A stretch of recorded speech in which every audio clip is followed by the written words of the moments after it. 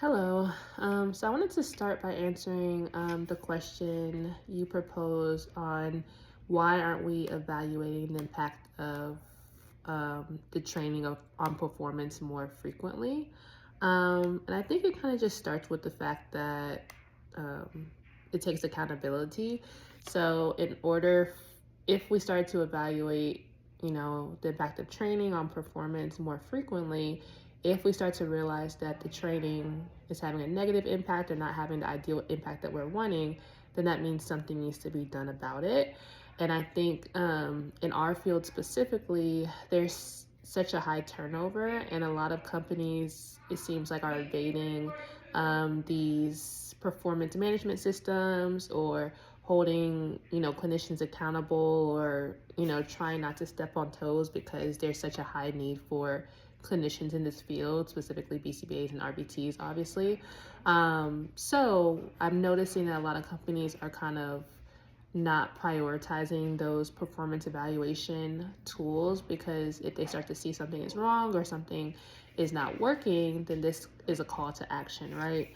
So I know at my main job, we have a lot of performance review systems in place and like accountability systems, and we have a pretty active panel of clinicians and operational managers and operational team members who are constantly evaluating these performance systems and making adjustments on a monthly, quarterly, annually basis, depending on um, whatever change needs to be made, right? But then kind of comparing it to some of my part-time positions where really there's no accountability systems and there's really no training, like even for BCBAs and RBTs. You're just onboarded, and that's it. We get like emails here and there of like updates and things that need to be done, but there's no active training initiative. And I realized, because at these, my part-times, there's really no accountability systems for either BCBAs or RBTs. For lack of better terms, I like to say clinicians are kind of running rogue at these companies, and then we see a lot of errors. RBT showing up late or BCBAs fraudulently billing or whatever the case is, because there's no one to hold them accountable. So I think, to answer the question in short, organizations are not, prioritizing these like performance management evaluation systems, because once you start to evaluate, you start to kind of see where you're lacking, and then as organizations, as leaders, you're then called to do something. And if you don't, it's like, why did we even do this evaluation in the first place? I know for the past couple weeks we've been talking about, you know, the good worker, or like the strong performer versus a bad system.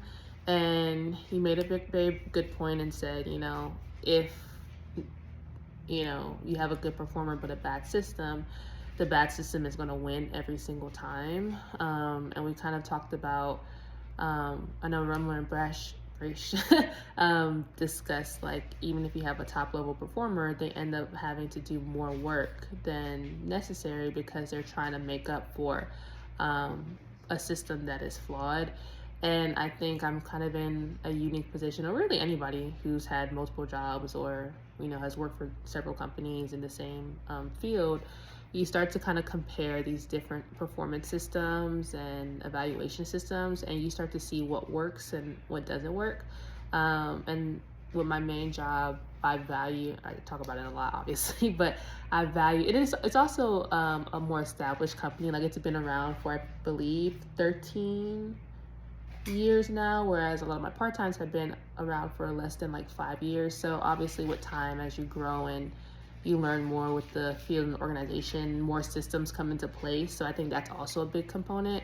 But with my primary role, we have a lot of systems in place that work, and when they're not working, we have a panel of people who can like say, hey, this isn't working, what do we need to do about it? And there's change that happens based on that feedback and like that data driven input, right? Versus the younger companies, or my part-time companies, I noticed a lot of leaders who have not really been in the ABA field before, like they're newer to the field and they're also learning the field. So then they don't have a lot of strong leads, in those upper rooms, who are saying like, hey, this isn't working, we need to do something differently. So I think when you're in a point where you can see what's working for a company, and then you're seeing what's not working, you can easily say like, hey, this is not working, here's an alternative option, how can we fix this broken system? um, yeah.